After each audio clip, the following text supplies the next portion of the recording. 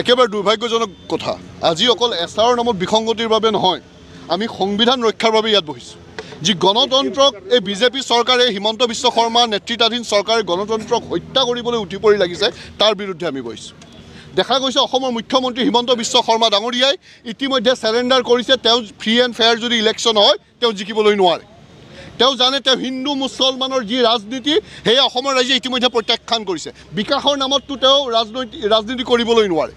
সেয়েহে তেওঁ ভাবিছে যে এছআৰৰ নামত তেওঁৰ বিৰোধীসকল বা যি সংখ্যালঘু জনগণৰ ভোট হাজাৰ হাজাৰ কৰ্তন কৰি আগন্তুক নিৰ্বাচনত তেওঁ পথ সুগম কৰিবলৈ।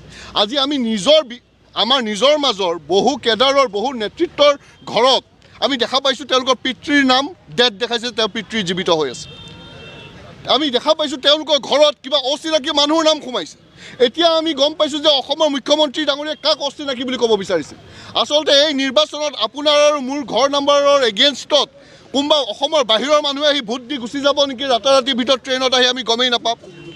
আমি ইতিমধ্যে গম পাইছোঁ এজন বিৰোধী দলৰ MLA কৈছিল যে তেওঁ সেইখিনি সময়ত বহি আছিল, সেই ভিডিঅ' কনফাৰেন্সিঙৰ কথা শুনি আছিল, তেওঁ সাক্ষী হৈ আছিল যোন সময়ত প্ৰদেশ বিজেপিৰ সভাপতি দিলীপ শইকীয়া ডাঙৰীয়াই মণ্ডল লেভেলৰ বা জিলা লেভেলৰ তেওঁলোকৰ বিষয়াবোৰক নিৰ্দেশনা প্ৰেৰণ কৰিছিল যে প্ৰায় 60টা সমষ্টিত তেওঁলোকে প্ৰায় 10,000 ভোট কৰ্তন কৰিবলৈ লাগে। আৰু এই গোটেই দায়িত্বখিনি দিছিল অসমৰ মন্ত্ৰীমণ্ডলৰ এজন মন্ত্ৰী অশোক সিংঘাল ডাঙৰীয়াৰ। এইটো অভিযোগ আমাৰ নহয়, এজন বিৰোধী দলৰ এজন বিধায়কৰ। এইবোৰ কথা গম পাই তাৰপিছত আমি যেতিয়া গ্ৰাউণ্ড লেভেলত গ'লোঁ, গ্ৰাউণ্ড লেভেলত দেখা পালোঁ যে এইবোৰতো সঁচা হৈ আছে। উচ্ছেদিত ৰাইজৰ ফৰ্ম 8 ফিল আপ নহয়, তেওঁলোকে নিজৰ নাম যদি ট্ৰান্সফাৰ কৰিব বিচাৰে তাত এৰৰ দেখায়। জোৰ জবৰদস্তি ফৰ্ম 7 ফিল আপ কৰি আছে। BLOবিলাকে কান্দা কুটা কৰি আছে। আমিতো ভয় খালোঁ UPৰ নিচিনা ইয়াতো BLOবিলাক আত্মহত্যা কৰিব নেকি। সাংঘাতিকবিলাক প্ৰশাসনীয় যন্ত্ৰটোৱে তেওঁলোকৰ ওপৰত হেঁচা দি আছে। বৈধ ভাৰতীয় নাগৰিকৰ নাম কৰ্তন হ'বলৈ লাগে। আমি সেইকাৰণে election commission of India new দিল্লীত গ'লোঁ, গৈ স্মাৰক পত্ৰ দিলোঁ যে দিলীপ শইকীয়াৰ ওপৰত এতিয়াও কিয় তদন্ত হোৱা নাই, সেই ভিডিঅ' ফুটেজ এতিয়ালৈকে কিয় ছিকিউৰ কৰা নাই। অসমৰ মুখ্যমন্ত্ৰীয়ে বাৰম্বাৰ এটা সাংবিধানিক সংস্থা ইলেকশ্যন কমিশ্যন অফ ইণ্ডিয়াৰ কামত প্ৰভাৱিত কৰিবলৈ যা তা কিয় বক্তব্য দি আছে। তেওঁ কি ভাবিছে নেকি তেওঁৰ অন্তৰ্গত এইটো এটা বিভাগ হয়? ইলেকশ্যন কমিশ্যন অফ ইণ্ডিয়া এটা স্বতন্ত্ৰ সাংবিধানিক সংস্থা হয়। অসমৰ মুখ্যমন্ত্ৰী, বিজেপি দলৰ নেতৃত্ব, মন্ত্ৰীমণ্ডলৰ মন্ত্ৰীসকলে এই কি কাম কৰি আছে, কিন্তু এতিয়ালৈকে ইলেকশ্যন কমিশ্যন অফ ইণ্ডিয়াও নিমাত। আমি ইলেকশ্যন কমিশ্যন অফ ইণ্ডিয়াক সুধিব বিচাৰোঁ, আপোনালোকৰ যি সাংবিধানিক মৰ্যাদা, আপোনালোকৰ যি স্বায়ত্ততা, যি স্বাধীনতা, তাৰ ওপৰত গোটেই ভাৰতত কিন্তু প্ৰশ্ন ইতিমধ্যে উত্থাপন হৈছে। আমিও অসমৰ পৰা ক'বলৈ বাধ্য হৈছোঁ আজি ইলেকশ্যন কমিশ্যন অফ ইণ্ডিয়া আৰু চৰকাৰ একাকাৰ হৈছে। কাৰণ দেখা গৈছে বিভিন্ন সমষ্টি, বিশেষকৈ প্ৰায় 50-60খন সমষ্টি য'ত সংখ্যালঘু ভোটাৰ প্ৰায় 40-50 হাজাৰ মানৰ ওচৰা-ওচৰি আছে, তেওঁলোকে হয়তো কোনোবা এজন নিজৰ সম্প্ৰদায় বা নিজৰ কমিউনিটিৰ মানুহ এজন MLA কৰিবলৈ নোৱাৰিব, কিন্তু তেওঁলোকে আগন্তুক নিৰ্বাচনত এক নিৰ্ণায়ক ভূমিকা ল'ব। সেইখিনি সমষ্টিত তেওঁলোকে কি কৰিব বিচাৰিছে, প্ৰায় 10-15 হাজাৰ ভোট কৰ্তন কৰিব বিচাৰিছে বৈধ ভাৰতীয় নাগৰিকৰ নাম। এনেই পাৰ্মানেণ্টলি শ্বিফ্টেড দেখাই মানুহ কিন্তু তাতে বহি আছে। ফৰ্ম 8 ছাবমিট নহয় উচ্ছেদিত ৰাইজৰ। বিবাহিত ছোৱালী ফৰ্ম 8 ফিল আপ হোৱা নাই। মনে মনে ফৰ্ম 7 ফিল আপ কৰি আছে বিষয়ে, অৰ্থাৎ ডিলিশ্যন ফৰ্ম ফিল আপ কৰি আছে। জীৱিত মানুহক মৃত দেখাই আছে। যেতিয়া গম পাইছে, আমি ধৰিছোঁ যে আপোনালোকে নিজাববীয়াকৈ সুমতৰ ডিলিশ্যন কৰিবলৈ নোৱাৰিব। কাৰণ as per manual, electoral manual 2023 তাত লিখা আছে যে 6 মাহৰ ভিতৰত যদি ইলেকশ্যন ডিউ থাকে তাত আপোনালোকে হিয়াৰিং দিব লাগিব। এতিয়া হিয়াৰিং দিছে, হিয়াৰিঙৰ নামত ভেকু ভাওনা। 2-3 হাজাৰ মানুহ একেলগে মাতি দিয়ে, কাগজবিলাক কোনোবাই এটাৰ ওপৰেৰে আনটোৰ ওপৰেৰে দিয়ে, তাত খোজ পেচাবৰ জেগা নাই, বাচ্চাৰ তেওঁলোকৰ গাখীৰ খোৱা জেগা নাই, বৃদ্ধবিলাক মাটিত পৰি আছে, তাত ভেকু ভাওনা।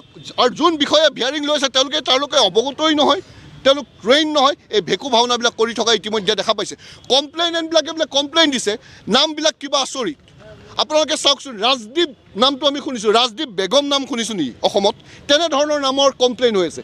কমপ্লেইনেণ্টক যেতিয়া সোধা যায়, কিছুমান কমপ্লেইনেণ্টক বিচাৰি পোৱা গৈছে, তেওঁলোকে কৈছে আমি নাজানো, আমাক কিবা চহী লৈ ৰাখি দিছিল, আমি নাজানো। তেওঁলোকে কমপ্লেইন উইথড্ৰ কৰিব বিভিন্ন জেগাত আহিছে, আপোনালোকে চাগে ভিডিঅ'বোৰ পাইছে। বাল্ক ৰিজেকশ্যন দিবলৈ নোৱাৰি। As per rules, as per manual এজন সৰ্বসাধাৰণ ৰাইজৰ মানুহে নিজৰ সমষ্টিৰ অন্তৰ্গত হ'ব লাগিব, আৰু তেওঁ ডেইলি এটা অবজেকশ্যন দিব পাৰিব। BLA এজনে 10টাৰ ওপৰত অবজেকশ্যন দিব নোৱাৰে। কিন্তু দেখা পাইছিলোঁ জানুৱাৰী মাহৰ প্ৰথম দ্বিতীয় সপ্তাহৰ ভিতৰত বৰক্ষেত্ৰীৰ নিচিনা সমষ্টিত প্ৰায় 17,000 অবজেকশ্যন। এই বাল্ক অবজেকশ্যনটো হ'ব নোৱাৰে, এইটো অবৈধ। এই বাল্ক অবজেকশ্যন ইতিমধ্যে কৰ্তন কৰিব লাগে। কিন্তু আমি এইখিনিতে এপ্ৰিচিয়েট কৰিছোঁ নগাঁৱৰ আয়ুক্তই ষ্টেণ্ড দিছে যে মই বিষয়া হয়। কালি যদি আমচুৱে ইতিমধ্যে কৈছে যে আমি ন্যায়ালয়লৈকে যাম আৰু এই বিষয়াবোৰক কাঠগড়াত নিম, আৰু এইটো সঁচা কথা, আমি চব বিষয় কাঠগড়াত নিম। তেওঁ প্ৰতিজন এই MLA বা যোনসকল ৰাজনৈতিক ষড়যন্ত্ৰ কৰি থকা ব্যক্তি তেওঁলোকক মাতি আনি কৈছে মই আৰু নোৱাৰিম, আৰু চব হিয়াৰিং উইথড্ৰ কৰিছে।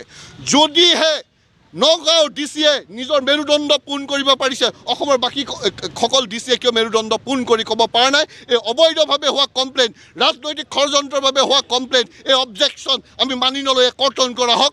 আজি এনে অসমৰ প্ৰায় বহুকেইখন সমষ্টি আছে, আপোনালোকৰ ওচৰত গোসাইগাঁৱে কওক, আপোনালোকে এই বিজনীৰ ওচৰত বিজনীধৰ এক সমষ্টি আছে, এই মই ইতিমধ্যে বৰক্ষেত্ৰীৰ কথা কৈছোঁ, নগাঁৱৰ প্ৰায় ব্ৰহ্মপুৰৰ নিচিনা সমষ্টি, হোজাই, নলবাৰী, উত্তৰ অসমত ঢেকীয়াজুলি অশোক সিংঘালে য'ত পৰা প্ৰতিনিধিত্ব কৰে, তেওঁ জানে এইবাৰ তেওঁ হাৰি আছে, তাৰ পৰা ভোট কৰ্তনে লাগি গৈছে, CDCক ঢেকীয়াজুলি লগাই দিছে। অসমৰ ভিতৰত আজি শোণিতপুৰ এখন জিলা য'ত 2 জেগাত ধৰ্ণা হৈছে, ঢেকীয়াজুলিতো হৈছে, তেজপুৰতো হৈছে। তেজপুৰৰ ওচৰতে নদুৱাৰ সমষ্টি য'ত পদ্ম হাজৰিকা প্ৰতিনিধিত্ব কৰিব ৰখি আছে, তাত এনেধৰণৰ বিসংগতিৰ কথা উমি জ্বলি আছে। লখিমপুৰত নাওবৈচা সমষ্টিত, লখিমপুৰ সমষ্টিত, ৰঙা নদী সমষ্টিত এনেকুৱা ব্যাপক খেলি মেলি দেখা গৈছে। সমগ্ৰ অসমত এনেধৰণৰ যি ঘটনা ঘটি আছে, ইয়াক যদি আমি প্ৰতিজন সচেতন মহলে গণতন্ত্ৰ প্ৰেমী ৰাইজে যদি নৰখাওঁ, তেতিয়াহ'লে অসম চৰকাৰ তথা BJP দলে অসমত গণতন্ত্ৰক সংবিধানক হত্যা কৰিবলৈ উঠি পৰি লাগিছে।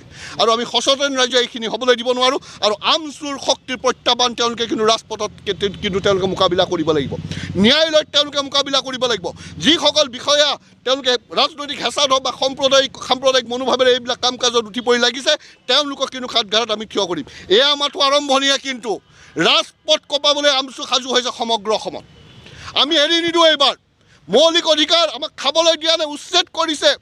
জমেট' চালক কাম কৰিলেও মানুহ এজনৰ লগত লাগিছে, ধৰ্মীয় অনুষ্ঠান প্ৰতিষ্ঠানত আক্ৰমণ কৰিছে, চব সহ্য কৰি আছোঁ। কিন্তু নাগৰিকত্বৰ লগত যদি পুনৰ খেল কৰে, আমি 51-71 পৰীক্ষা সুপ্ৰিম কোৰ্টত দিছে এই সম্প্ৰদায়, NRCৰ পৰীক্ষা দিছে। এতিয়া পুনৰ এছাৰৰ নামত যদি খেলি মেলি আৰম্ভ কৰে, কিন্তু যুদ্ধ একে ৰজাঘৰীয়া ঘৰৰলৈকে মুখৰলৈকে আমি লৈ যাম।